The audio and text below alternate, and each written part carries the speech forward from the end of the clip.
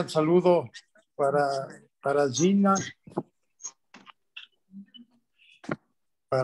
Villamar, una querida empresaria, hija de un directo presidente Ande Camilo Villamar, un hombre de ejemplo y que tal vez estuvo muy cerca también de, si hubiéramos seguido la causa, a lo mejor hubiera también estado en el camino de ser un venerable.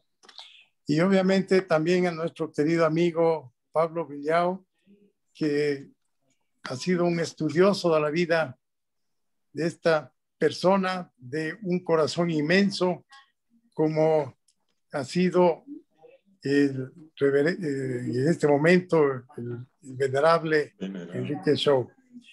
Ande, dentro de sus encuentros, ha venido sobre todo remarcando la importancia que tiene el sector empresariado, pero el sector empresariado con corazón, que habla desde el corazón, como decía nuestro vicepresidente. Quiero también aprovechar para dar un cordial saludo a dos directos amigos que los veo a los tiempos, Patricio Baus y Patricio Ewes. Un gusto que compartan con nosotros esta reunión. En Ande, en Don Reto, lo que hablábamos hace un momento, creemos que este es un gobierno de empresarios. Y si los empresarios no hacemos algo para que marcar la diferencia en este gobierno, definitivamente podremos vernos abocados en unas siguientes elecciones a lo que está viviendo Perú con este señor Castillo, a lo que y cosas por el estilo, a lo que ya pasó en Argentina con Macri, y tenemos que todos los empresarios arrimar el hombro, y por eso es que nosotros en Ande hemos venido también trabajando y apoyando a los empresarios que están en ministerios ahora, como son Patricio Donoso, como es Tangi Vera y otros directos amigos, y obviamente pues a Guillermo Lazo, que está de presidente. Creemos nosotros que es nuestra función darles un apoyo solidario y sobre todo pensando en la cantidad de ecuatorianos que no tienen trabajo y que vienen sufriendo las inclemencias de esta pandemia, que es una pandemia tanto en la salud como en lo económico, y tal vez yo me atrevería a decir es una pandemia inclusive en lo espiritual. Y por eso es que actos como estos nos enaltecen y nos llenan de satisfacción y orgullo. Con esto, pues, sigamos adelante. Mi querido Ernesto, sigue tú dirigiendo las diferentes presentaciones. Y nuevamente, gracias a los participantes y especialmente a nuestros expositores. Un abrazo muy sentido. Aquí les estoy dando desde el Hospital Metropolitano, en que todos conocían, pues mi suegra tuvo que ser operada del corazón, pero eso no impide que mi corazón esté con ustedes. Gracias y por favor, sigamos adelante. Muchas gracias, Bolívar, presidente de Ande. Me presento, soy Ernesto Rivadeneira, director ejecutivo. Antes de seguir adelante, les ruego a todos quienes no están interviniendo que desactiven sus micrófonos. Y como siguiente punto, para ponerle al encuentro, a este conversatorio en contexto, cito una noticia tomada de la página web de la Universidad Católica de Argentina. El pasado 24 de abril de 2021, el Papa Francisco firmó el decreto que declara venerable a Enrique Shaw, empresario cristiano que participó de la fundación de la Universidad Católica Argentina en 1958 como miembro del primer Consejo de Administración y tesorero, así como de la Asociación Cristiana de Dirigentes de Empresa, ACDE, y la Acción Católica Argentina, y que actualmente se encuentra postulado para su beatificación y canonización como siervo de Dios. En febrero se celebró el centenario de su nacimiento. El conocimiento de esta noticia es lo que motivó a Ande a realizar este evento que hoy nos reúne. Presento a continuación a nuestro primer panelista, el ingeniero Pablo Villao Avesillas. Él es ingeniero en computación de la Escuela Superior Politécnica del Litoral, ESPOL, máster en Sistemas de Información Gerencial de la Escuela Superior Politécnica ESPOL, es doctorando en Administración de Empresas de la Pontificia Universidad Católica de Argentina, consultor en tecnología informática y desarrollo de aplicaciones en el área de construcción y educación, investigador y consultor sobre el comportamiento del clima ético en las organizaciones y director de tecnología del colegio. Actualmente es director de tecnología del Colegio Americano de Guayaquil. El tema que va a tratar Pablo es Enrique Shaw, un hombre de resultados. Adelante, Pablo.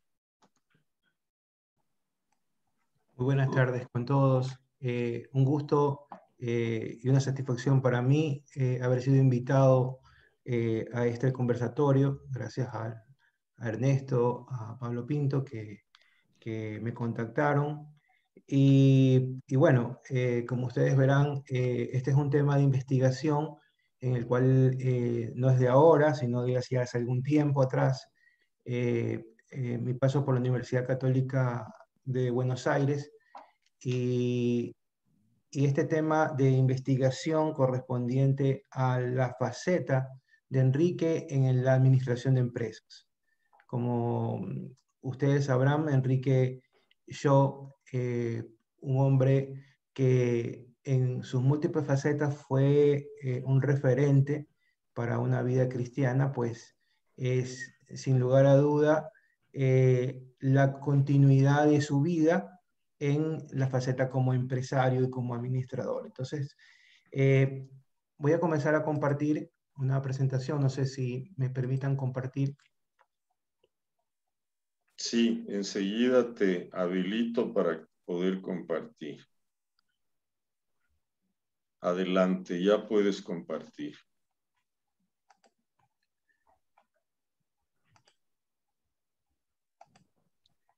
Quisiera arrancar con una frase que le dijo el Papa Francisco, ¿no? Hay que vivir con alegría las pequeñas cosas de la vida cotidiana. No te prives de pasar un buen día. ¿Por qué es importante? Porque realmente dentro de este estudio y toda esta documentación que guarda la Universidad Católica Argentina y los documentos que han sido enviados para su beatificación y los testimonios de las personas que han vivido con Enrique y lo han conocido, todos de alguna manera se relacionan con la alegría que Enrique reflejaba en cada uno de sus instantes que pasaba con las personas. Para mí es un punto importante porque refleja la personalidad, la tranquilidad y la paz que él tenía en su vida y cómo lo percibían cada una de las personas y cómo fue testimonio vivo y en este sentir de un empresario que no solamente hizo, sino que realmente lo vivió. Realmente es un trabajo de algunos años. Yo he tratado de condensarlo para esta presentación. Una de las personas que me ha ayudado mucho es Fernando Elizalde, que es el vicepostulador de la causa de Enrique, donde he podido tener acceso a cierta información y documentos que guarda la universidad, y hay cierta información de él que no ha sido liberada por temas del sigilo que se necesita para la postulación de la causa. Y enfocado en una de las facetas de Enrique, de alguna manera me dijeron que yo era experto, no soy experto en la vida de Enrique para nada. Realmente nosotros hemos recopilado información y estamos en el proceso de estudio de la faceta como administrador. Es un tema de tesis donde se estudia el caso de Cristalerías Rigoliú, donde él fue su máximo director, y cómo él pudo transformar y crear un modelo de gestión, de administración, basado en la doctrina social de la Iglesia. Un hombre convencido de la doctrina social, donde él, en esa generación propia que tiene cada empresario, en crear su modelo de administración, que es único y propio, él implantó su sello y su manera de gestionar la administración desde el apoyo y desde el marco que le da la doctrina social y su gran fundamento cristiano en su vida. Hemos tratado de llamarlo un hombre de resultados porque dentro de la faceta de la administración nos hemos dado cuenta de que, sí, Enrique tuvo resultados muy interesantes en la gestión que están muy vinculados con su forma de creer y de sus fundamentos morales y éticos de su vida. Voy a hacer un breve recorrido por su biografía. Realmente la biografía de él es muy extensa y muy grande. Yo simplemente he topado ciertos momentos de la vida de él que sirven como para tener un contexto de lo que él fue y de lo que influyó en su vida, ¿no? Enrique nació en 1921 en París, hijo de Alejandro Shaw y Sara Torskish de Shaw, y luego ingresó como cadete muy joven a la Escuela de la Marina a los 14 años, se casó a los 19 años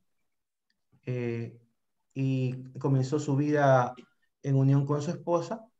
En el año 1944 nació su primer hijo. Luego, estando en la Marina y antes que termine la Segunda Guerra Mundial, fue enviado a Chicago para un estudio que se lo organizó la Marina de Argentina. Luego realizó la guerra, pidió su baja y vino a trabajar en Cristalerías Rigoliú. Para que tengan una idea, Cristalerías Rigoliú es una empresa fabricante de vidrios y de cristales que tenía una patente norteamericana. Luego estuvieron en Cortins, Nueva York, donde él también se especializó en el tema de la cristalería. En 1948 fue promovido como gerente de producción de tubos de fábrica. En 1952 se consolidó la ACDE y fue nombrado su primer presidente y miembro fundador, como ya ustedes lo deben de saber. Esto fue un hecho relevante, ya que su objetivo era conectar la doctrina social con los empresarios. En 1955, por la celebración del anual del Corpus Christi, recuerden que en el contexto de Argentina de ese tiempo estaba el peronismo imperando dentro de Argentina, dentro de esta persecución que hubo para miembros de la iglesia, fue apresado en su vocación siempre pensando en el beneficio social. En 1957, a los 36 años, le impulsaron para que tome un curso de gerencia avanzada en Harvard, donde también es importante este año porque la Escuela de Negocios de Harvard imprime en él ciertas ideas que luego las plasma en su gestión empresarial en Cristalerías Rigoliú. En 1961 vuelve a ir a Nueva York, ¿verdad? Por un tema de la empresa, ya que tenía que resolver la disminución de personal dentro de la planta. Y al final de su vida hay un hecho muy importante que marca la vida de un hombre querido realmente por la empresa y querido por cada uno de sus empleados. Es que cuando él enferma de cáncer, su plana de empleados realmente se ofrecieron a donar sangre y ofrecieron cuidarlo en el hospital. Es algo realmente interesante leer esa parte, como él se hizo ganar el cariño realmente de todas las personas que estaban junto a él. Para continuar con el tema de la administración, es importante conocer el pensamiento de Enrique en frases y en ideas que él tenía sobre la administración. Él decía que más que nunca en tiempos actuales y a pesar de las dificultades, tienen el deber los dirigentes de empresas como intelectuales y dirigentes de aportar un mensaje a la luz de la fe, al desarrollo de los espíritus, de esforzarse por secundar a la luz de los principios sociales cristianos la búsqueda de las soluciones adaptadas a las realidades, siempre mudables. Debemos crear trabajo y cuanto más eficiente sea nuestra labor, más recursos tendrá la providencia para repartir entre pobres y necesitados. Para Enrique Shaw, la empresa, en el contexto general, es una comunidad de vida, instrumento de dignificación de la persona, hogar de las relaciones humanas, escuela de providencia y responsabilidad, y no un juego de funciones técnicas coordenadas de forma anónima.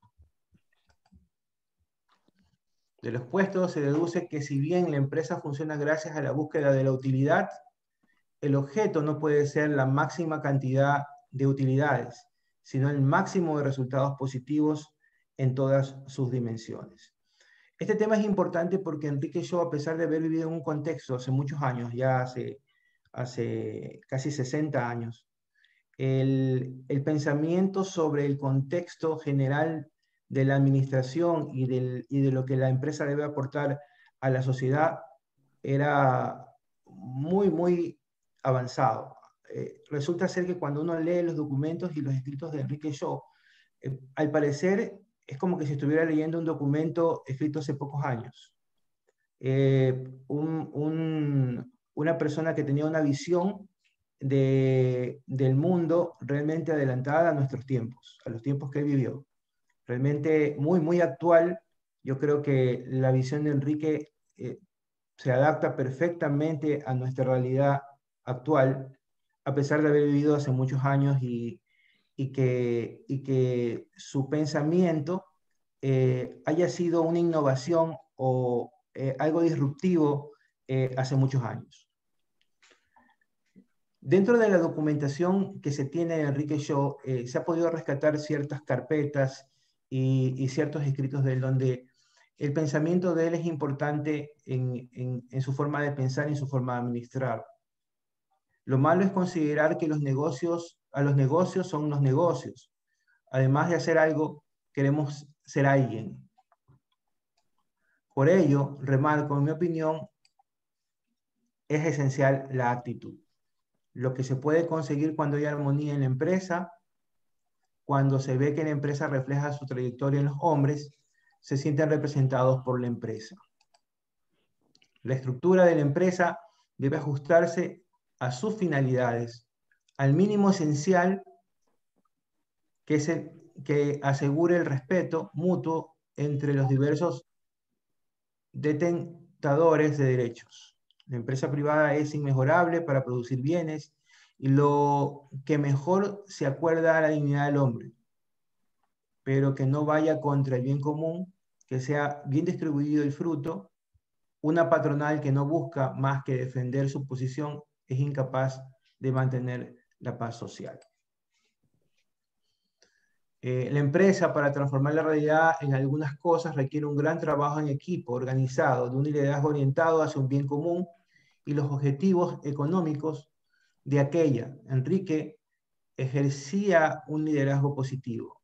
Colaboró en transformar el sector empresarial del vidrio en Argentina, siempre abierto a los adelantos tecnológicos y al conocimiento de los procesos, que observó y aprendió en el exterior para alcanzar productos de excelente calidad. Por ejemplo, usó todos los medios para lograr que los platos que se producían en las cristalerías no tuvieran ni una pequeña imperfección. Asimismo, respetó a los competidores no produciendo vidrio en demasía, vendiéndolo a bajo costo para dejar fuera del mercado a los rivales. Aunque también, cuando fue informado por el jefe de ventas sobre la existencia de una falta de ética en uno de los directores de las cristalerías, que se encontraba casado con una de las dueñas de la empresa competidora, puso los medios para que este director no continuase en el puesto. Eso fue extraído de una entrevista al personal de la empresa. Aparte, es importante que se ocupó de reciclar, estamos hablando hace 60 años, el tema del vidrio con respecto a reutilizarlo en otro tipo de actividades y dar la posibilidad de trabajo a muchas personas dentro de esa área. Actualmente, no sé si ustedes han escuchado sobre el tema de las empresas con un objetivo social, pues Enrique Shaw, en ese tiempo, hace 60 años, él tenía claro sobre el aporte de las empresas del Sistema B, que son empresas que no solamente buscan producir ganancias económicas, sino también producir un impacto positivo en la sociedad.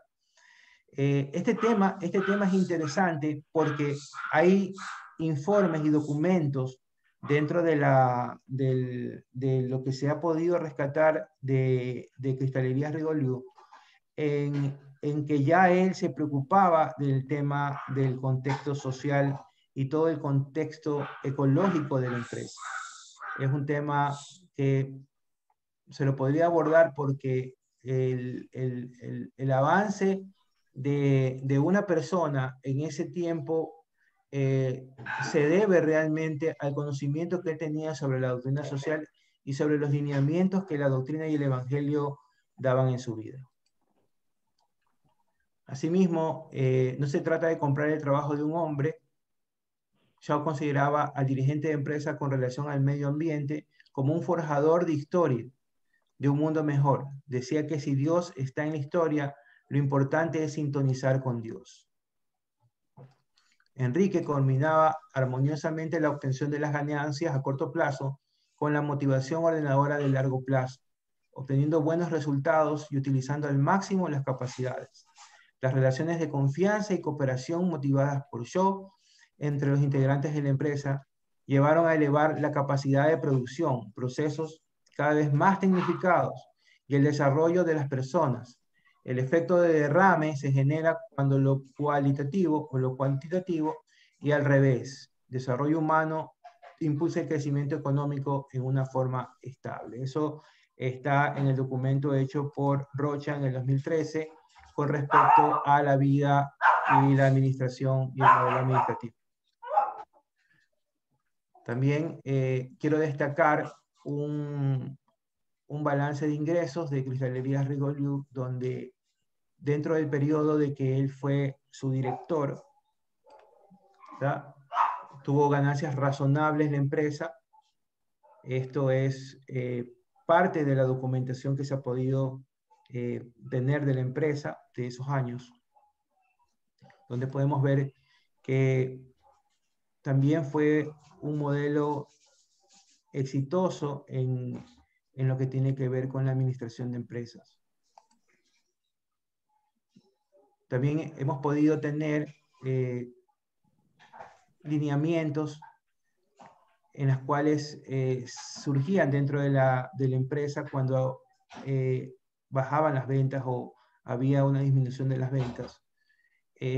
Enrique escribió algunos procedimientos y algunos pensamientos sobre cómo debe de actuar un empresario o un director de empresa con respecto a periodos de dificultades económicas, que él los aplicó y gracias a la buena disposición y al buen liderazgo que él tenía dentro de la organización, pudo tener éxito y sacar adelante Cristalerías Rigoliu.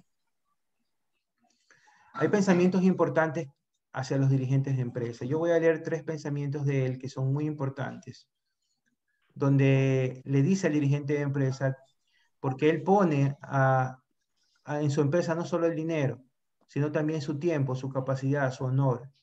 El dirigente de empresa es el agente más activo de la producción.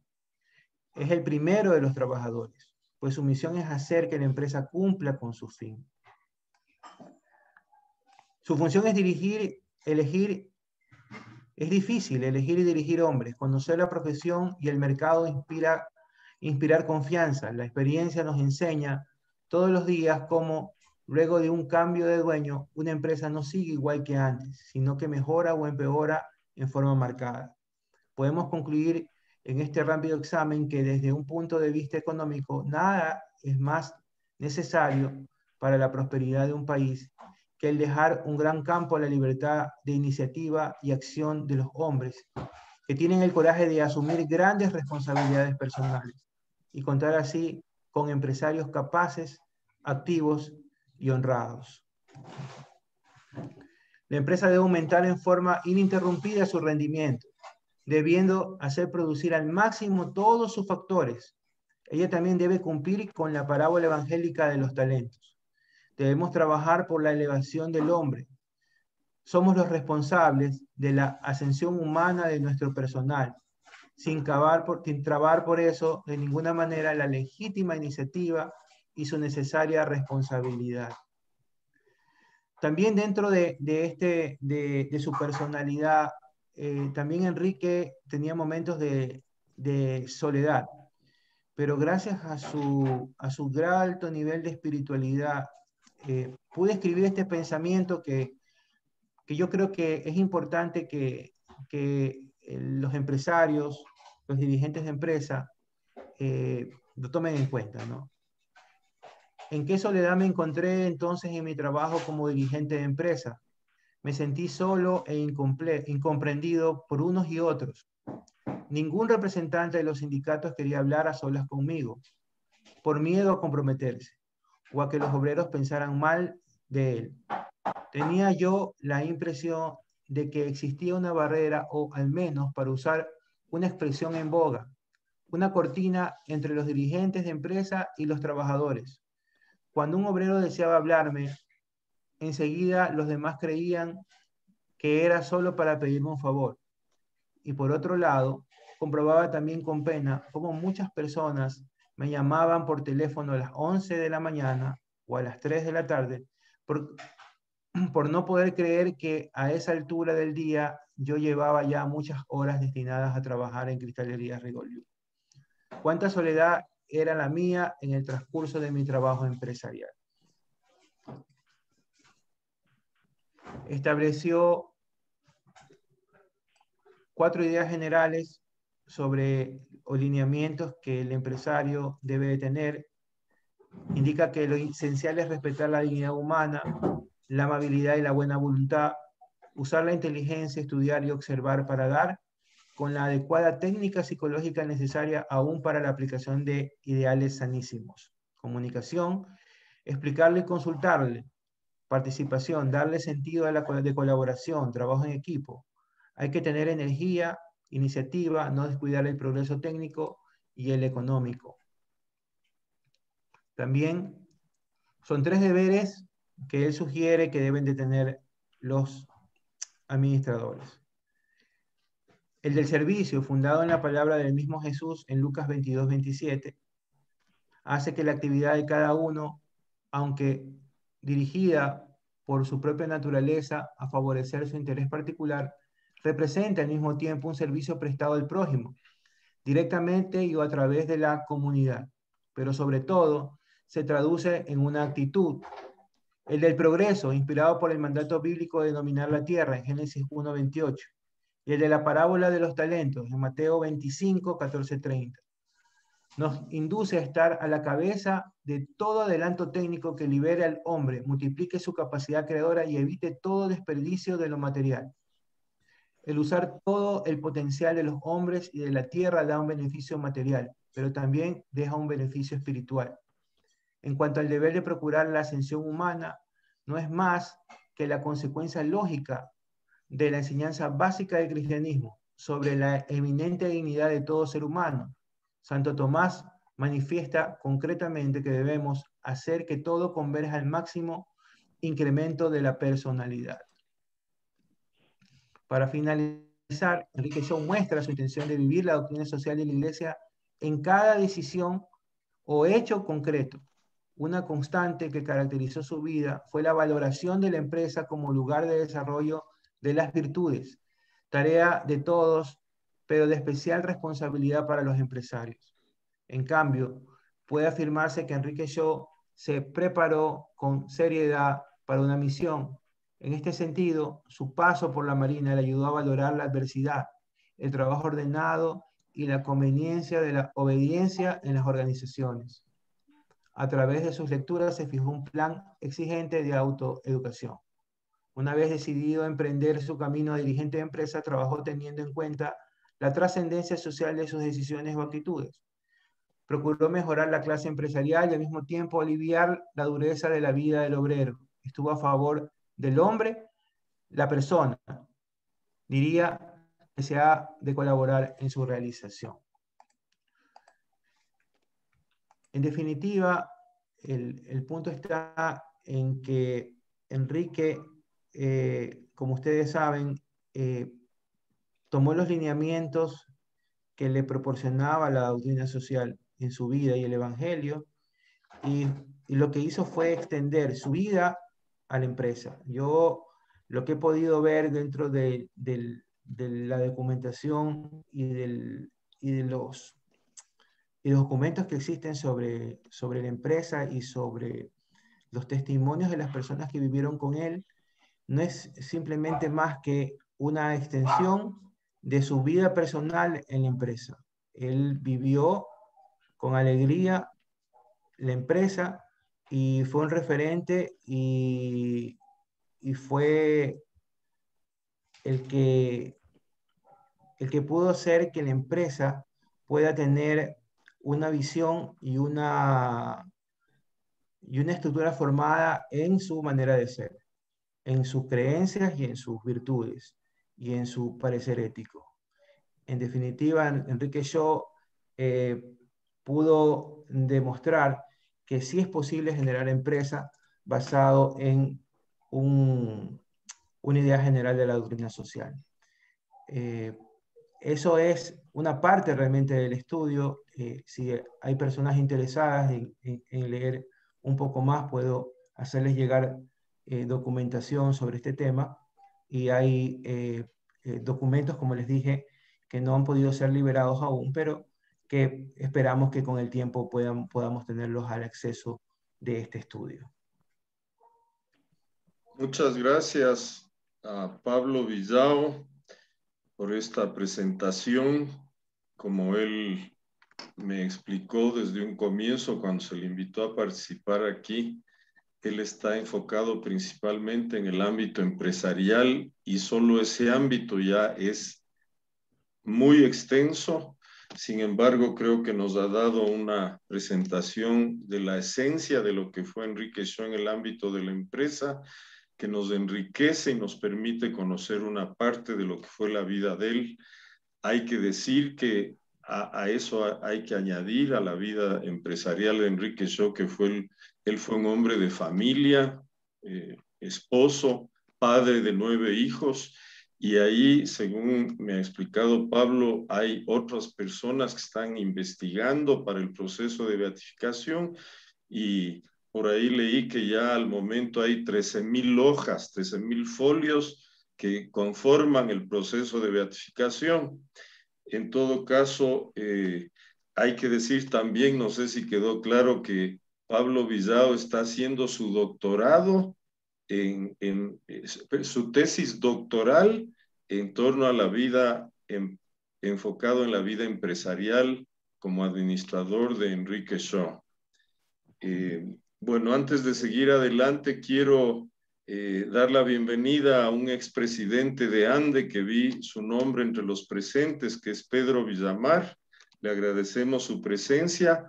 Quiero invitarles a todos a plantear preguntas vía el chat del conversatorio, que las atenderemos al final del conversatorio. Tenemos un espacio asignado para eso. Vamos a dar paso ahora a la presentación de Monseñor Danilo Echeverría Verdesoto, un breve currículum sobre Monseñor Danilo Echeverría.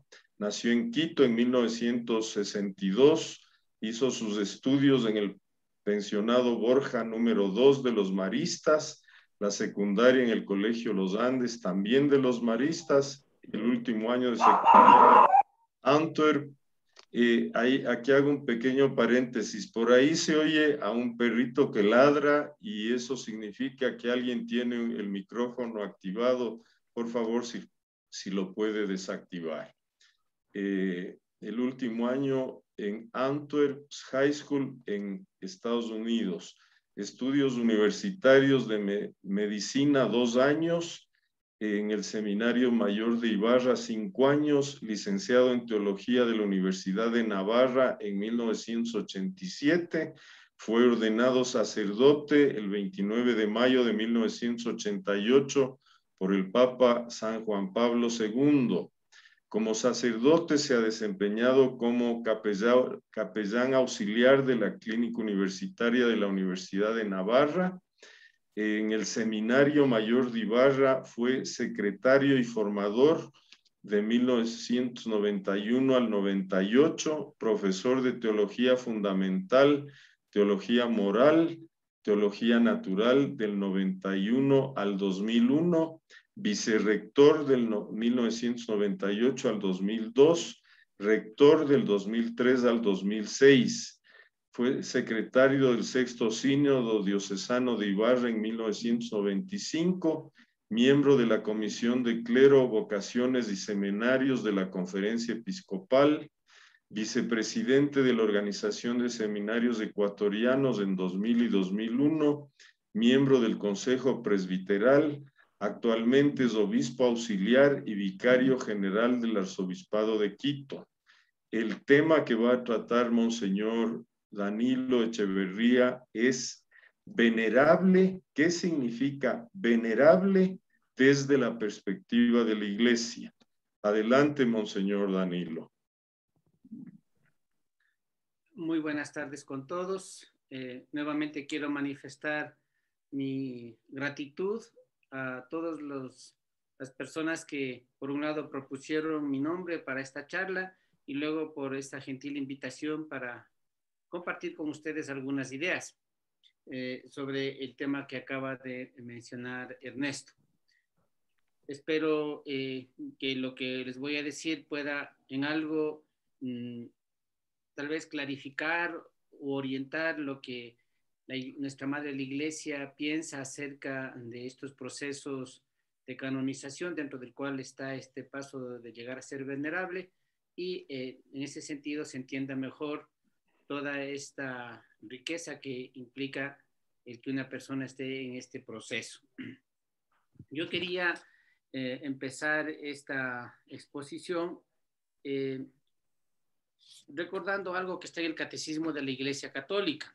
En el Catecismo de la Iglesia Católica leemos que en el número 2032, que la Iglesia, columna y fundamento de la verdad, recibió de los apóstoles el solemne mandato de Cristo de anunciar la verdad que nos salva. Todo lo que la Iglesia enseña, todo lo que la Iglesia propone, es para hacer presente a los fieles, como dice este texto, la verdad que nos salva. Todo tiene relación con esa verdad que nos salva. Por lo tanto, todo es salvífico. La Iglesia no va a hacer absolutamente nada que no ayude a la salvación de los fieles, de los hijos de Dios en la Iglesia. En este sentido, el Romano Pontífice y los obispos, como maestros auténticos de la verdad, por estar dotados de la autoridad de Cristo, predican al pueblo que tienen confiado la fe, que hay que creer y que hay que llevar a la práctica.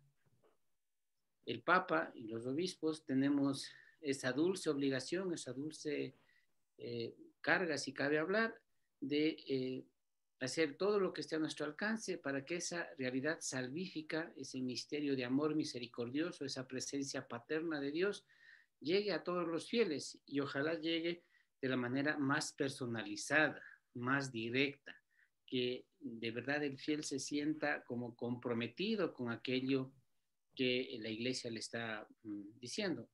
O sea, lo que la Iglesia propone no tiene que ser recibido únicamente, digamos así, como una noticia de un periódico o como un dato de internet. Tiene que ser algo mucho más enriquecedor.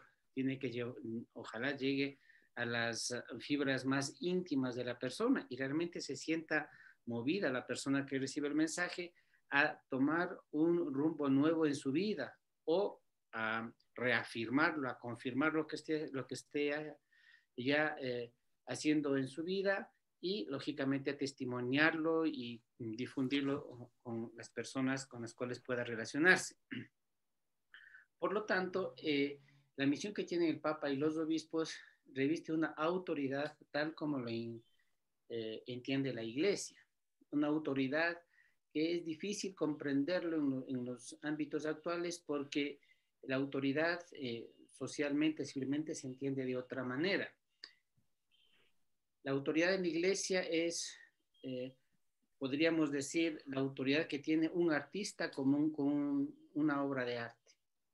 Cuando uno ve una obra de arte, ¿quién es el autor? Y dice, pues, fulano de tal. Pues esa es la autoridad que debe ejercer el obispo, que debe ejercer el papa. Es pulir, si cabe hablar de esta manera, las virtudes, los talentos, los dones que Dios les dio para que esa persona llegue a ser santa. La autoridad del papa, de los obispos y en general de las personas que tenemos una misión en la iglesia es ayudar a la santidad, ayudar a que se manifieste la belleza de Dios. Ahora, la autoridad que tiene el Papa, que tiene los obispos, que tiene la Iglesia. No te pierdas. Perdón, interrumpo un instante, monseñor. Tenemos a alguien con el micrófono activado y que hay bus alrededor, alguien que está con su familia alrededor. Por ahí se pueden dar cuenta quién puede ser que está con el micrófono activado. Ya lo voy a revisar. Adelante, monseñor. Gracias. Entonces digo, esta autoridad que tienen los obispos, que tiene la Iglesia, está asegurada por el carisma de la infalibilidad. Cuando los obispos, la Iglesia, el Papa habla, el fiel debe sentir esa serenidad, esa alegría interior de que lo que se les está enseñando no es una opinión más. Tiene una consistencia, tiene un valor, tiene una durabilidad, tiene una trascendencia que no tienen otras realidades de este mundo. Y esto es muy importante entenderlo bien, porque cuando nuestra Madre la Iglesia llega a declarar a una persona santa, llega a canonizar desde el proceso de canonización, nuestra Madre la Iglesia está comprometiendo el carisma de la infalibilidad. Cuando yo venero a un santo, no es en mi interior, yo no puedo estar pensando, ojalá sea verdad que este hombre sea santo, ojalá que esta mujer esté en el cielo, ¿no? Yo sé que si mi madre la Iglesia me lo presenta, estoy convencido de que esa persona efectivamente goza de la presencia de Dios, goza de la visión beatífica. Entonces la Iglesia, como sabe que se compromete el carisma de la infalibilidad cada vez que declara a una persona santa, por una natural responsabilidad, realiza un proceso de reconocimiento, de reflexión, de examen muy riguroso para que aquella persona que se ha propuesto que se haga este proceso realmente reúna todo lo que humanamente podemos investigar y lógicamente contando también, ya vamos a ver, con la garantía que Dios nos puede dar para que sea declarada santa. En este sentido, cuando una persona fallece, lo primero que se pide es que tenga una fama de santidad.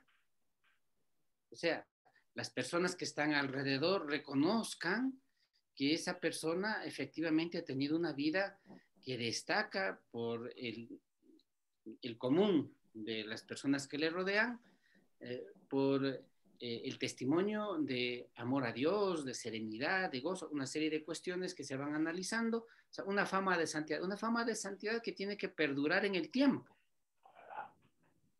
Yo me imagino que ustedes, yo sí he tenido esa suerte de convivir con personas que dicen, pues esta persona es santa, por su vida de oración, por la serenidad que transmite, por las obras de caridad que realiza, por los consejos que da, por las el afán de cultura que tiene, por lo bien que ejerce su profesión. O sea, hay muchísimas cosas. Yo he tenido esa percepción. Pero juntamente con eso, esa fama de santidad que puede ser una percepción así pasajera, perdura en el tiempo. Por eso es que la apertura de la causa de canonización de una persona tiene que hacerse al menos 5 años después de la muerte de la persona en cuestión.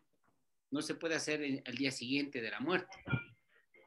Para que se haga eso, tiene que haber una dispensa, un privilegio, que sí había en la iglesia, pero que ahora normalmente no se hace. La última vez que se hizo, que de lo que yo tengo memoria, es Pablo II, que su proceso de canonización empezó casi enseguida después de su fallecimiento. Pero eso es, digamos así, la excepción. Una vez que esa persona tiene esa fama de santidad, lógicamente las personas que quieren introducir la causa tienen que preocuparse de coger testimonios, de estar atentos con qué persona se ha relacionado, y a los 5 años hablan con el obispo del lugar y empieza y se introduce la causa, recogiendo todas los datos, las informaciones que se tengan. El obispo nombra una comisión de investigación, una comisión histórica y una comisión doctrinal, y envía a Roma, y Roma en respuesta dará el nihil obstat, que nada impide que continúe la causa. En ese momento, cuando la Santa Sede envía el nihil obstat, que nada lo impide, esta persona pasa a ser siervo de Dios. Es siervo, está introducida la causa de su canonización. Mientras tanto, sigue todo el proceso, sigue toda la investigación. Normalmente hay como 2 grandes canales de estudio. El uno es los testimonios de personas que conocieron a la persona de la cual se ha introducido la causa, por un lado, y por otro lado están los documentos, escritos, su obra, su trabajo, una serie de testimonios históricos, digamos así, y lógicamente todo eso se va reuniendo. Eso se reúne, y una vez que ha concluido toda esta investigación es lo que da paso a lo que se llama la conclusión de la fase diocesana del proceso, y eso se envía a Roma. En Roma se estudia, es la fase romana del proceso, y cuando ese estudio se ha hecho suficientemente, una comisión declara que efectivamente esta persona ha vivido de una manera heroica las virtudes cristianas, que eso básicamente se reúnen en 2 grandes grupos. Por un lado están las virtudes teologales, la fe, la esperanza y la caridad, y por otro lado están las virtudes cardinales, prudencia, justicia, fortaleza y templanza, con todas las virtudes derivadas, que hacen que la persona destaque, digamos así, del resto de las personas con las que convivió, y que se estudia de una manera lo más profunda posible. Luego de ese estudio, si se ve que efectivamente esta persona ha ejercido las virtudes cristianas de modo heroico, se le presenta a una sesión plenaria de los cardenales que pueden aprobar este estudio, y de ahí pasa al Santo Padre. El Santo Padre, si ve oportuno, emite el decreto de virtudes heroicas, y en ese momento este personaje pasa a ser venerable, que es lo que realmente me han pedido hoy. ¿Qué significa entonces que una persona es venerable para la Iglesia? Significa, por un lado, que se ha realizado todo un estudio, toda una investigación, hay una serie de testimonios que avalan que esta persona ha tenido un estilo de vida acorde con las exigencias del Evangelio, y que de alguna manera destaca sobre el resto de sus coetáneos por el modo heroico en que vivió las virtudes cristianas. No estamos hablando de unas virtudes específicas, solo las virtudes del empresario, o solo las virtudes del médico, o solo las virtudes del ama de casa, no, tienen que ser todas las virtudes cristianas. Normalmente, cuando se hace el traslado de la fase diocesana a la fase romana, hay un documento que se llama la positio, que es como decir la presentación del candidato a la Santa Sede, en la cual digamos así, se describe todo esto que brevemente les estoy exponiendo ahora, para que en la Santa Sede vean el testimonio extraordinario de vida que el candidato ha dado en el ejercicio de las diversas tareas que tenía encomendadas en razón de su oficio o de su profesión. Entonces, para la iglesia ya en ese momento, al ser declarado venerable, ya es un testimonio, digamos así, admirable, ejemplar, testimonial de lo que debe ser una vida cristiana. ¿Cuál es el detalle que aún no se puede hacer? El venerable es una persona que ciertamente ya tiene este reconocimiento de la iglesia en base a los estudios realizados, pero todavía no se le puede dar culto público. O sea, no se puede celebrar una misa, por favor, la misa del venerable no sé quién. Es que no la hay. Mientras se es venerable y se quiere celebrar una misa en su nombre, se celebra una misa de difuntos. Vamos a celebrar una misa por el eterno descanso, por el fallecimiento, por el 10º aniversario en este caso sería de Enrique Shaw. Si ya pasara a ser beato, ya no es una misa de difuntos, pasa a ser una misa del beato, que normalmente son misas de acción de gracias o misas en las que ya se pide la intercesión de esta persona. Entonces ahorita en el punto en el que está la causa de Enrique Shaw, es el punto en el cual ya se ha reconocido el ejercicio heroico de las virtudes, ya es venerable, ya es una persona que ha dado un testimonio de vida cristiana, pero que todavía no tiene un reconocimiento oficial de la iglesia que permita darle un culto público. ¿Qué es lo que se debe hacer? Difundir su devoción, de tal manera que cada vez más personas lo conozcan, que más personas pidan su intercesión. Normalmente se difunden estampitas, oraciones, medallitas, fotos, lo que sea del venerable, porque para que llegue a ser beato lo que se requiere en este momento es un milagro. Entonces se produce el milagro, obviamente el milagro tiene que pasar por una serie de estudios de todo tipo, por científicos tanto creyentes como no creyentes, hasta que quede claro que no ese milagro que normalmente va en el ámbito de la salud, pero no solamente en ese ámbito, normalmente es así, pero tiene que ser un milagro hasta que se declare que ese hecho concreto no es explicable por causas naturales. Eso es básicamente, o sea, eso no tiene explicación natural. Se hace ese estudio, se le envía al Santo Padre y el Santo Padre emite el decreto por el cual puede ser declarado beato. Ese es el siguiente paso, ¿no? Pero aún quedará otro paso más, que es la canonización. Y en todo caso, en este punto que me han pedido el tema de venerable, creo que es importante destacar, por un lado, la seriedad con que la Iglesia procede en estas causas,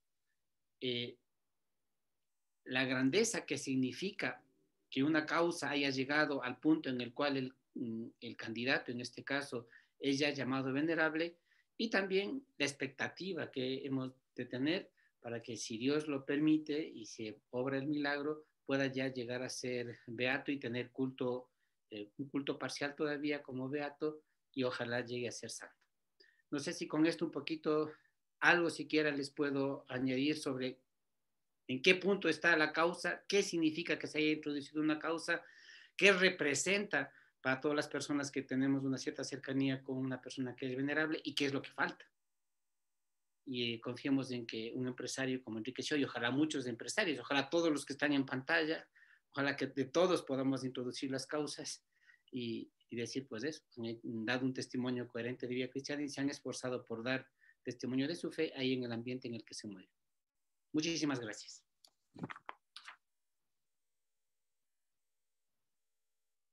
Estás sin micrófono, Ernesto, no se te escucha. Ernesto, estás sin micrófono. Gracias, Monseñor. Creo que su charla nos ayuda a entender qué es lo que está en proceso, cuánto es el camino recorrido y hacia dónde podría llegar. Les comparto que en la preparación de este conversatorio pude revisar algún material y entre varias otras cosas me encontré con un videíto en el que el Papa Francisco, ya Papa, con su traje blanco, su gorrito, no sé cómo se llama ese gorrito blanco que tiene en la cabeza. Solideo, se llama Solideo. Con su solideo hace una declaración diciendo, Enrique Shaw, él va a ser santo y va a ser santo pronto. Y como los dos son argentinos, pienso que eso también ha de ayudar, pero bueno, lo digo más en plan de broma, pero la declaración el Papa la hace y por la historia que se puede ver, pues ahí creo que tenemos un potencial santo empresario y latinoamericano. Bueno, la siguiente presentación le introduzco a Gina Villamar Utreras. Ella es bachiller en el Colegio Spellman Femenino de Quito, ingeniero químico de la Politécnica Nacional, egresada de maestría en gerencia de empresas de la Politécnica Nacional. Su experiencia laboral en laboratorios LIFE, analista de control de calidad y supervisora de área de llenado de inyectables por 3 años, jefe de recursos humanos en Farcomed por 3 años, voluntaria en República Democrática del Congo, ex-Zaire, con la ONG italiana Centro Orientamento Educativo, profesora de física en secundaria y coordinadora del proyecto de cooperativas por 3 años. Esto para lenguaje pagano es Gina hizo misión en el África, jefe y gerente de responsabilidad social y gerente de la empresa de logística Provefarma en Corporación GPF, que es del grupo Fideca, por 18 años, miembro del directorio y luego presidente del directorio de la Corporación GPF por 10 años hasta abril de 2019. Fue gerente general de Inmofibe y ha sido miembro de ANDE por más de 15 años. El tema que va a tratar Gina es el legado de Enrique Shaw aplicado en el mundo empresarial post-pandemia. Adelante, Gina. Bien, buenas tardes o ya buenas noches con todos. Qué gusto estar aquí. Me da alegría haber escuchado también a Pablo desde Guayaquil, cómo ha descrito toda esa trayectoria de Enrique Shaw, y también a Monseñor Danilo, que nos ha dado pues esa idea de que en punto está la causa de Enrique Shaw. Y también dentro del material que yo he visto, pues también hay ya un milagro que ha obrado en algún empresario enfermo. Su familia ha invocado justamente la intercesión de Enrique Shaw y parece que está ya con el material, claro, como decíamos, señor Danilo, recogiendo todos los detalles de este milagro para seguramente ponerlo a disposición, ¿no es cierto? Y completar en la causa. Entonces yo creo que lo que él nos ha aconsejado también muy bien, que sigamos pues difundiendo la vida de Enrique Shaw y también invocándolo, ¿no es cierto? Invocando su intercesión, que puede ser para una sanación, puede ser para la empresa, para tantas causas, ya que hemos visto que su vida es ejemplar, ¿no?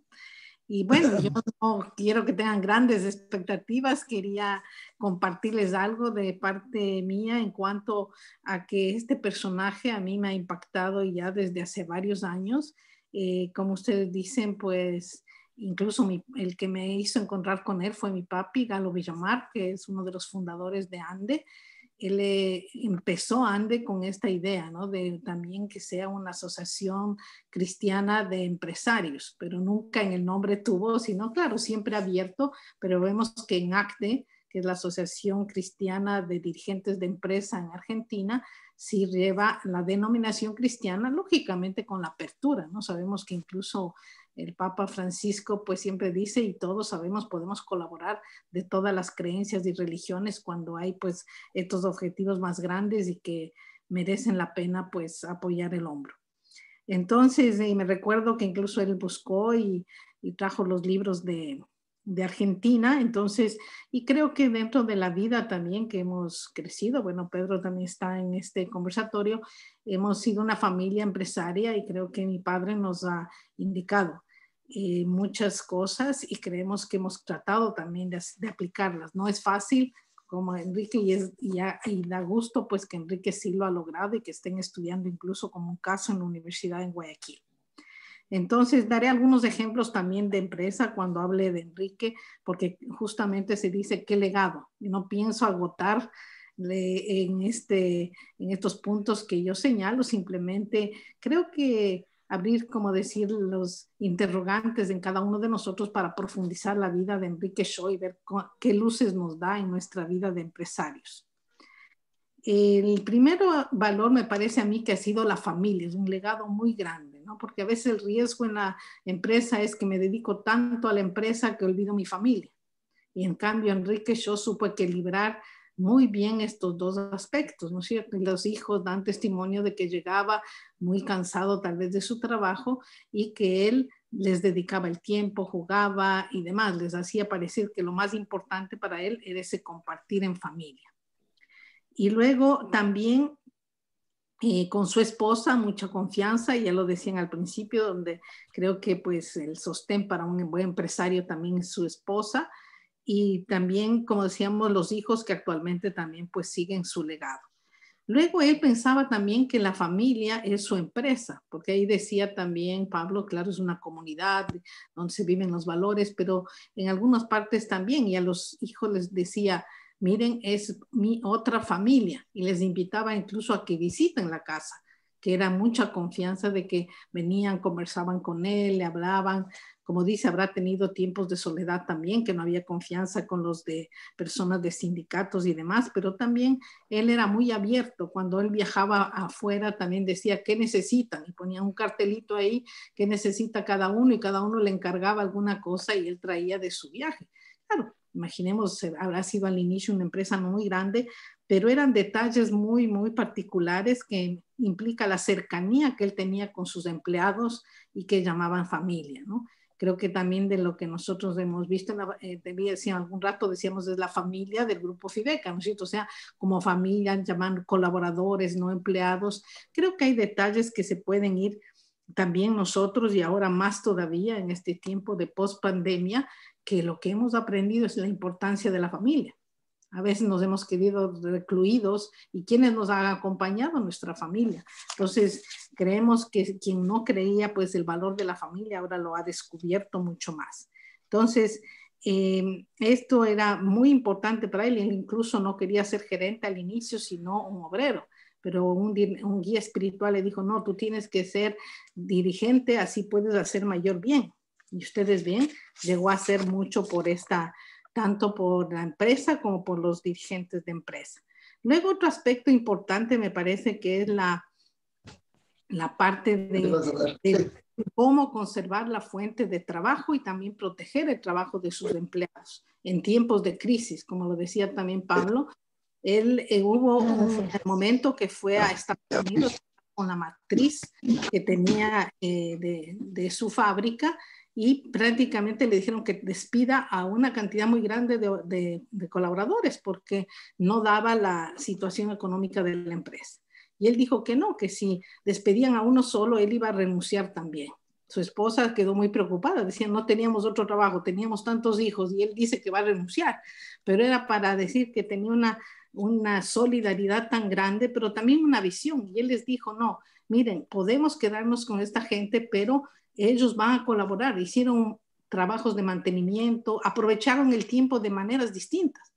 Entonces, no es que se bajaron el sueldo ni nada, pero trabajos que podían haber sido hechos por terceros lo hicieron los mismos obreros. Y el momento en que la producción se aumentó, esa fábrica pudo responder y salir como nos lo decían ya. Entonces, yo creo que estas también son, pues, ser creativos, visionarios, solidarios y con valentía, ¿no es cierto? Para también, es cierto que tenemos que sacrificar nosotros como empresarios y también los colaboradores tendrán que colaborar. Y si estamos codo a codo, Bolívar lo decía también en algún otro conversatorio, se logra mucho más porque hay la confianza entre las personas de la empresa y quienes dirigen, ¿no?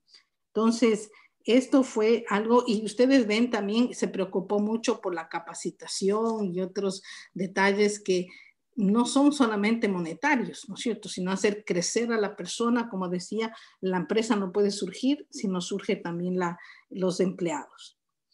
Luego también otro punto importantísimo que ya lo han mencionado es la vivencia y la difusión de la doctrina social de la Iglesia. Como dice, es un modelo de administración basado en los principios de la enseñanza de la Iglesia a través de la doctrina social.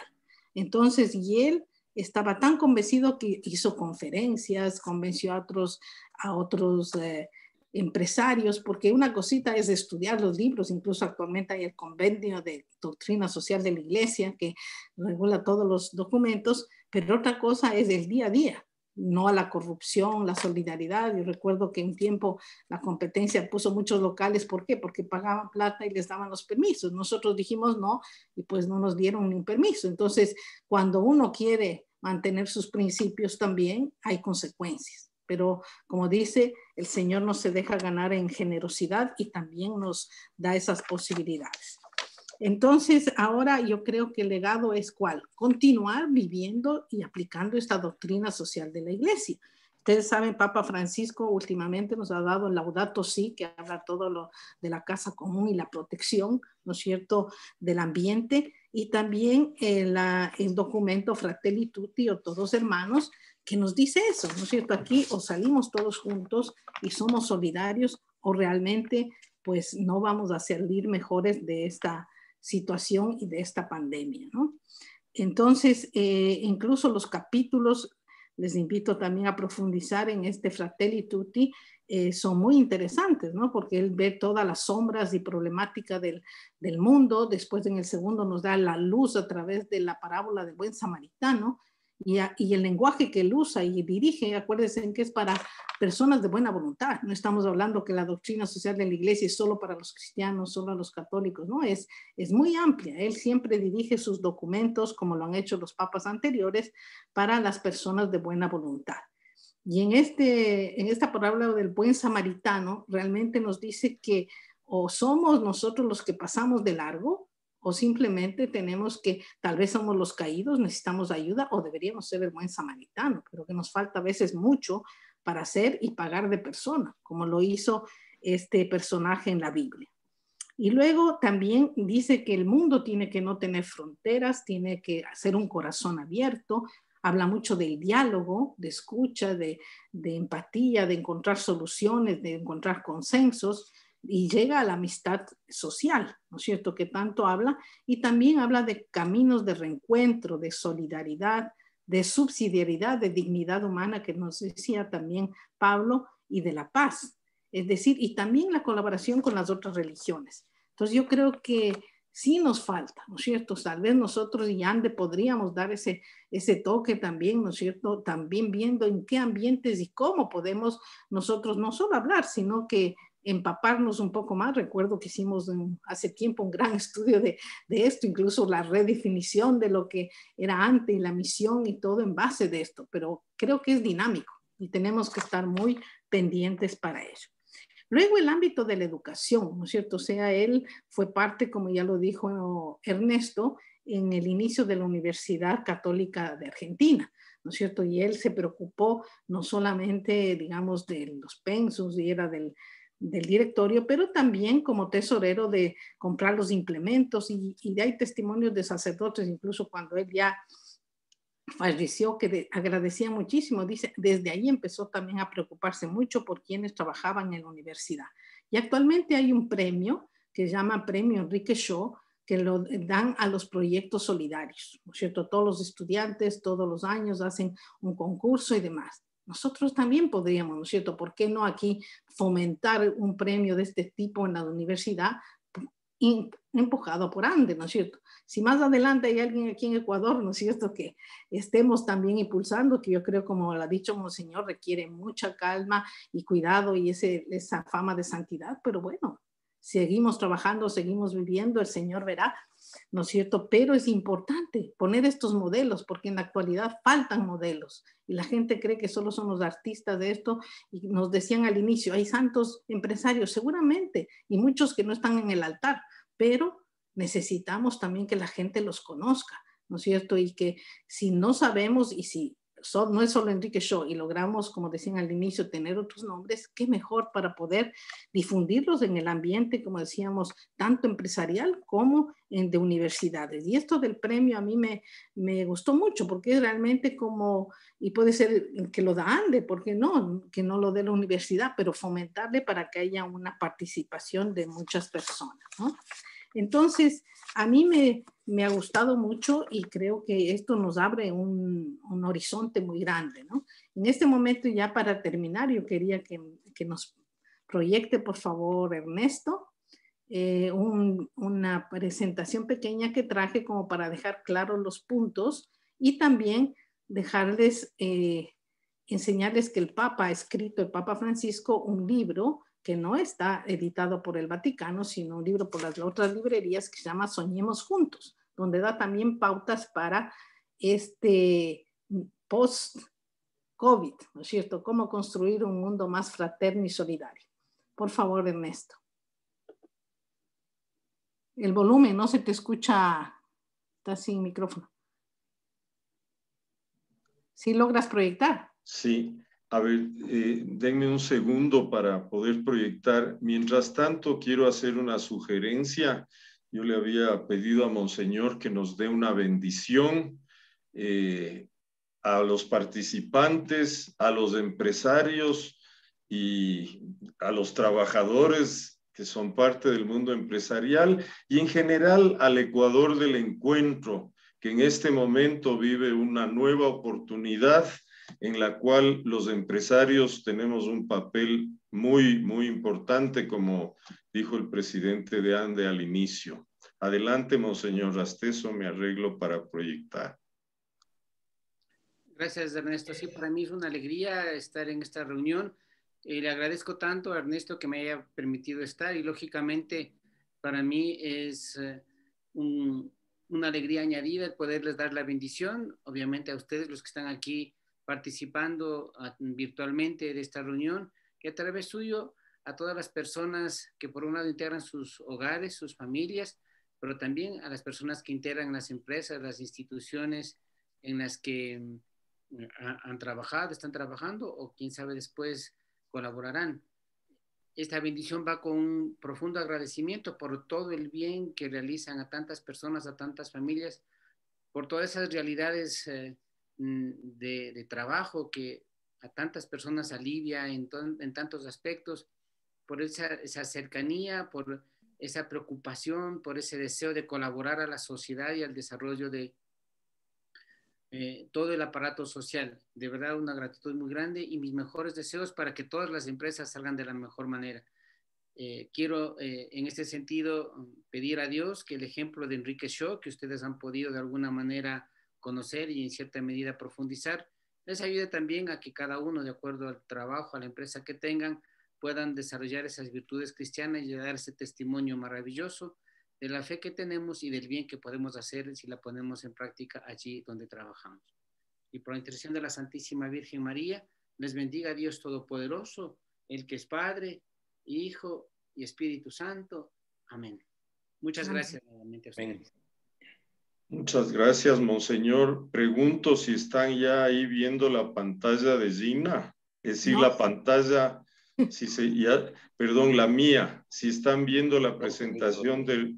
No, Ernesto, no estamos viendo. A ver, denme un segundo, por favor.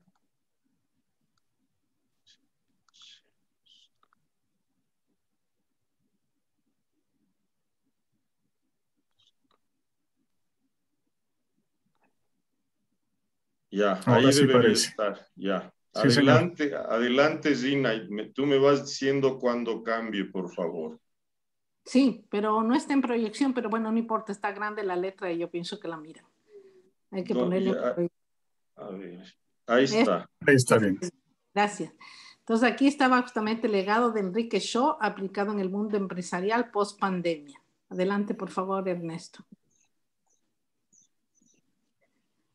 Aquí, como les decía, el valor de la familia que era su esposa, sus hijos y todos los colaboradores de la empresa. Yo creo que este aspecto ya les expliqué yo la importancia y que poco a poco se va construyendo, ¿no? Más aún en estos tiempos duros, siendo cercanos y procurando entender más a la gente y escucharla. Adelante. La defensa, pues, de los colaboradores y la fuente de trabajo. Como decía, ha habido muchas empresas desgraciadamente que también han quebrado, ¿no? Entonces yo creo que sí se necesita la colaboración mutua, ¿no? O sea, si hay incluso una época en que hay que disminuirse, ¿no es cierto? Han habido otros testimonios también de que alguna empresa pues logró bajar también, los salarios se bajaron temporalmente porque lo aceptaron los colaboradores, o sea, todo en un clima de sinceridad y honestidad, y si no, como decíamos, haciendo otros trabajos, ¿no? Pero se necesita esa visión y esa valentía y ser creativos, ¿no? Y realmente invertir, creo que es el momento también que, aunque parezca difícil, ustedes ven, ha habido muchas empresas que han surgido mucho, entonces la creatividad y encontrar ese nicho que nos puede permitir salir. Adelante, por favor. La vivencia y difusión de la doctrina social de la Iglesia, que lo decíamos que fue en la fundación de ACTE, donde hizo él expresamente, ¿no es cierto?, eso, y también, lógicamente, en todos los ambientes. Adelante, por favor. El apoyo a la universidad, que dijimos católica, también de Argentina, que son solo recogiendo, y el premio que les había mencionado, ¿no? Ese premio Enrique Shaw, no lo olvidemos, que tal vez nos puede ayudar para ver si lo hacemos en algún momento. Y esto era lo que les... Adelante, en esto está bien. Y este es el título del libro, que no es fácil conseguir, hay que pedirlo tal vez por internet porque no se encuentra, pero se llama Soñemos Juntos, el camino a un futuro mejor, Papa Francisco, ¿no?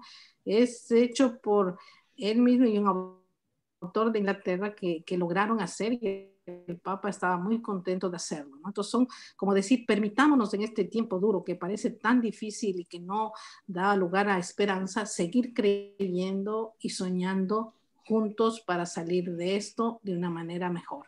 Y les quiero enseñar unos pensamientos claves que hay en el reverso de este libro. Si lo puede, bueno, lo puede agrandar un poco, si no yo lo tengo, pero el uno es: para salir mejores de esta crisis necesitamos ver claro, elegir bien y actuar en consecuencia.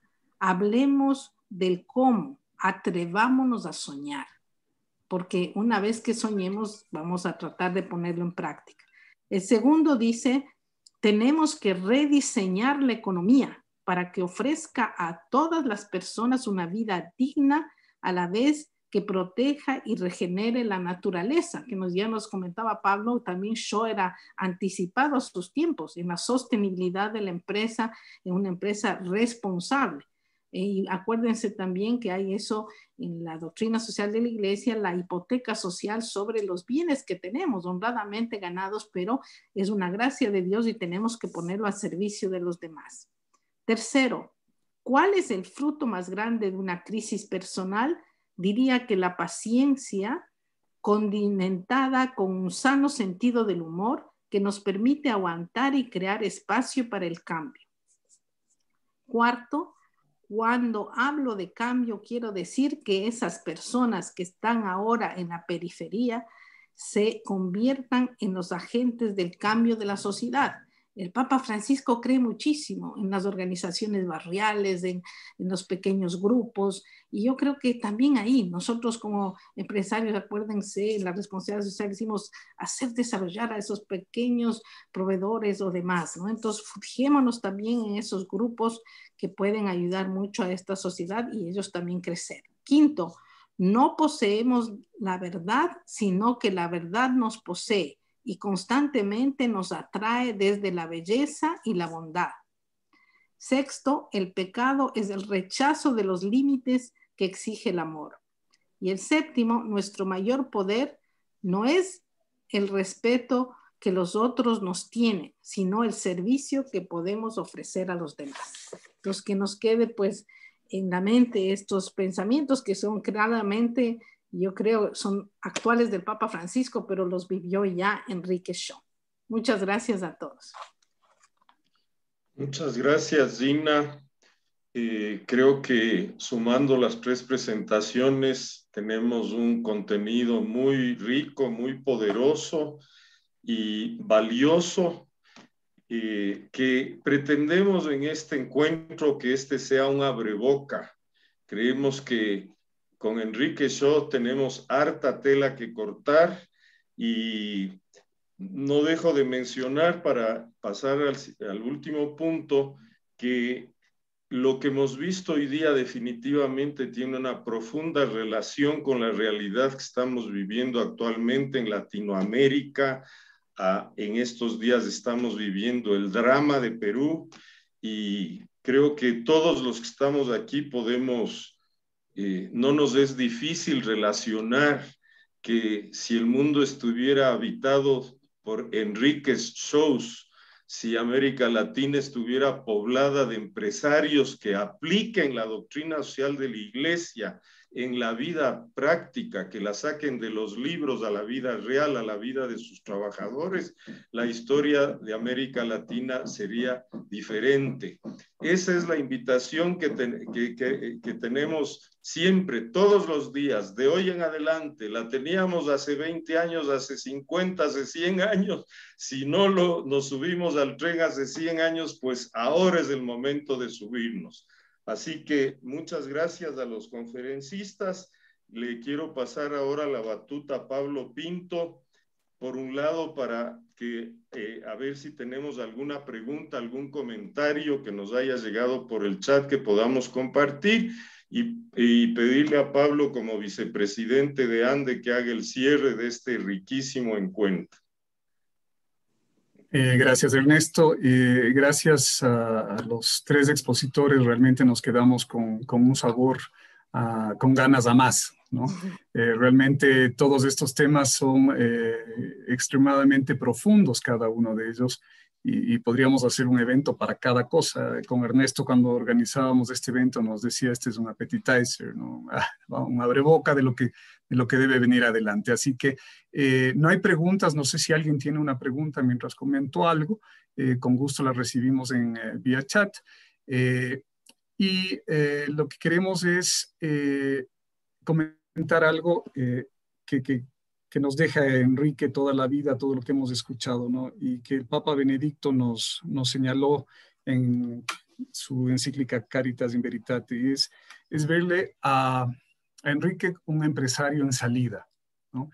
Es verle, el Papa Francisco también nos pide una iglesia en salida, ir más allá de lo que estamos haciendo. Entonces, Enrique nos habla de una vida de un empresario en que busca la maximización, siempre la eficiencia, pero siempre en todo lo que él hace se ve un sentido de gratuidad, de ir más allá del deber, ¿no? Y es ese buscar, a mí me encantó este tema de buscar la proyección y la plenitud de cada persona en cada encuentro que él tiene, ya sea sus colaboradores, la familia o la gente, el medio ambiente inclusive, y simplemente se está recogiendo a través de las encíclicas, ¿no? El Papa nos habla de la relación, nos decía hace un momento Gina, de la relación con el ambiente, con las personas. Yo creo que esa es realmente esa visión que tuvo Enrique hace cerca de 80 años atrás, ¿no? Entonces, sí, reconocernos como personas en salida, ir más allá de nosotros, y no sé si hay alguna pregunta. Creo que no han habido preguntas. Agradecerles a todos por su presencia, agradecerles nuevamente a los 3 expositores por su presencia, por sus comentarios, Pablo, e invitarles a todos. Pablo, sigue, Ernesto. En el chat encuentro un comentario que creo que vale la pena compartir. Es de Fernando Escandón, me parece que él es de ACE en Guayaquil. Dice: debemos recordar que Enrique Shaw inicialmente quería llevar una vida de obrero y hacer su apostolado en ambiente obrero. Monseñor Reynold Hildebrand le conoció cuando estaba empezando en ese empeño y le recomendó que su apostolado tal vez sería más fecundo entre los empresarios, y ahí él reorientó su enfoque y no sé cómo se dio modos de pasar de ser del ámbito obrero al empresarial y hacer todo lo que hizo de la mano de que formó una familia con 9 hijos. Eso también es un mérito bastante grande. Adelante. Sí, Ernesto, aprovecho para completar esta idea, me pareció muy linda ya que la sacas. Él realmente, me parece que su cuñado, algún familiar de la esposa le ofreció el cargo directivo, como vimos, y Pablo lo dijo, fue superando hasta ser el gerente general, ¿no es cierto? Primero tuvo alguna otra gerencia. Y él dijo eso, quería ser obrero. Y como él nos contó, cuando estuvo enfermo ya de cáncer, como había esa relación tan especial con los obreros, ellos donaron sangre y él dijo, por fin corre sangre obrera en mis venas. Y entonces, porque fue ese su deseo de ser obrero, y dice, no fui obrero, pero ahora ya corre sangre obrera en mis venas. Gracias. Gracias, Gina. Entonces, yo quería más bien preguntar si alguien, primero agradecer la presencia de todos ustedes, especialmente de nuestros amigos de ACE de Guayaquil, de la Asociación Cristiana de Empresarios, comentarles que tenemos una muy linda alianza con ellos. Nosotros como ANDE somos socios de la Asociación Cristiana de Empresarios y ellos son nuestros socios acá en Quito. Entonces, tenemos esa relación de fraternidad, así que les agradecemos por acompañarnos. ACE Guayaquil es miembro de UNIAPAC Internacional, ¿sí? Y a través de ellos nosotros conformamos también parte de esta gran familia. No sé si alguien quiere hacer alguna pregunta a viva voz, tal vez, antes de terminar este evento o algún comentario final. Muy bien. Entonces, quiero invitarles a que en nuestros próximos encuentros ustedes se sientan libres de invitar a otras personas a que cada vez esta familia de ANDE también siga creciendo.